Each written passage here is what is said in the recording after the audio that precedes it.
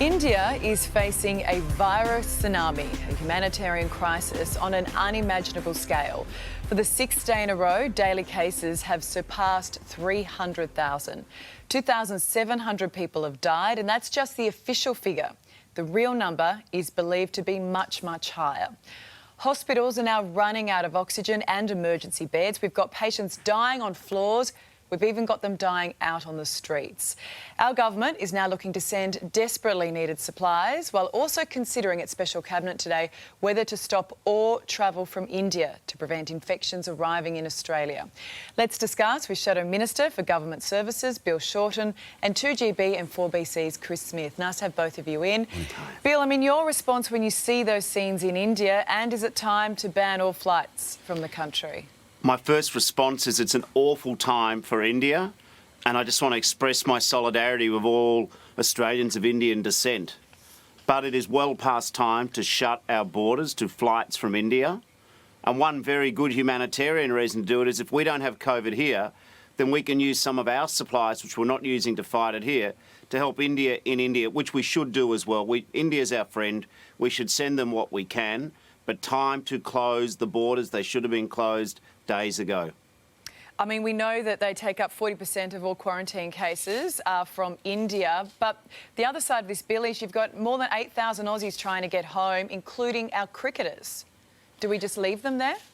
Oh, you've got to try and do special flights. Australians should always be able to be supported home. But let's be clear, as a general principle, let's just close the borders for traffic from India, and then we can send them some supplies. Where we've got Australians trapped over there, then we've got to try and see if how we get them home. But as a general rule, I think most Aussies are saying close the borders, so then at least we can help our Indian friends in India rather than have to fight more COVID in Australia. Chris, your thoughts on this? Because I don't know how we can say on one hand let's close the borders, but let's bring home the Australians who are trapped over there. Yeah, Bill's fairly fixed on closing the borders. This is a lot more complicated than what it sounds. It's easy to say, borders closed, we move on. And people wouldn't understand that there are individuals, not just the cricketers, who need to come back. People who have anchors here in Australia, not necessarily anchors in India. However, in principle, I think we've got to close the borders. I think we've got to get Learjets in there to get the cricketers out.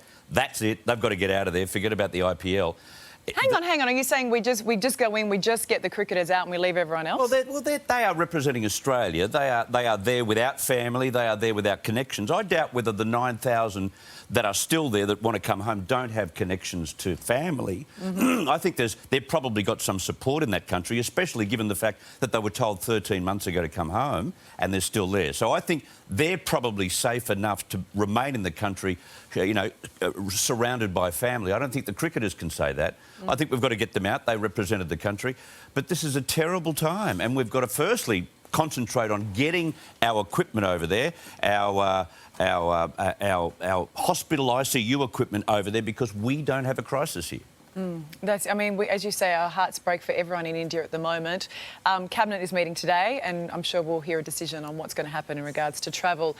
Now, I want to ask you about this, because I'm not sure about you, but I was alarmed this morning to hear our Home Affairs Secretary, Mike Pizzullo, warning Australians the drums of war are beating as military tensions rise with China in the Indo-Pacific.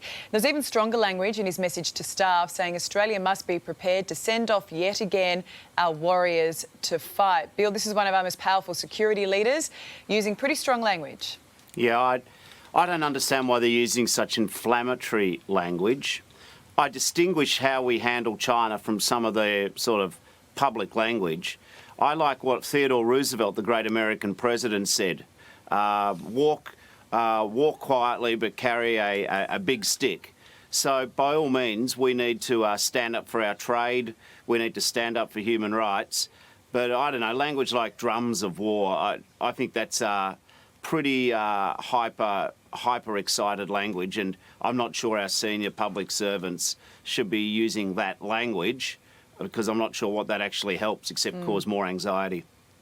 Chris, your thoughts on this? Was it inflammatory, or is he just calling it as it is? I think you find that he is a non-politician, so he doesn't need to be diplomatic.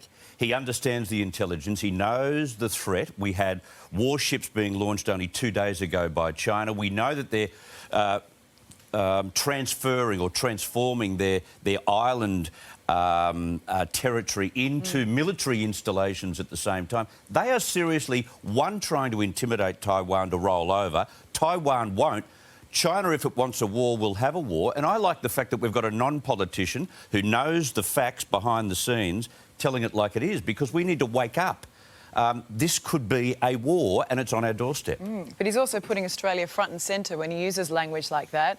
Now, moving scenes on the Gold Coast last night. The community coming together at a vigil for Kelly Wilkinson, allegedly murdered by her former husband. Campaigners are demanding she didn't die in vain. Bill, gosh, it was such a beautiful and touching event. So important that from Kelly's death we finally see a change in how we deal with domestic violence. But is it going to happen? Well, based on previous record, I'm not sure it will. It was an amazing service and it should change. But I'm going to be, you know, Chris said, let's have it straight. Let's talk straight. Well, here's some straight talk. Queensland in 2015 did a big report, not now, about just domestic violence. The Victorians had a Royal Commission in 2016. New South Wales had a big report in 2017. It's time for the federal government to step up. Domestic violence is neither inevitable nor just a fact of life. There are a lot of recommendations out there, and I think it's time for the feds, Mr Morrison, to lead. 6 years ago, I challenged Mr Abbott to hold a summit on domestic violence to get everyone together. Now they're doing it 6 years later.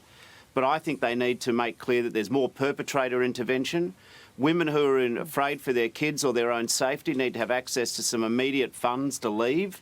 I think we should have monthly monitoring. This is, I mean, and why don't we just agree, in honour of Kelly Wilkinson's memory, that all the recommendations which have been written and not acted on just get acted on? Chris, your thoughts on this? Because I feel people say this is a real moment for change. My fear is we said that when we lost Hannah Clark and her 3 kids. We swore it would never happen again. We're hearing this morning too that if you put your hand up as a domestic violence victim, 6-month wait before you can even speak to anyone. Yeah.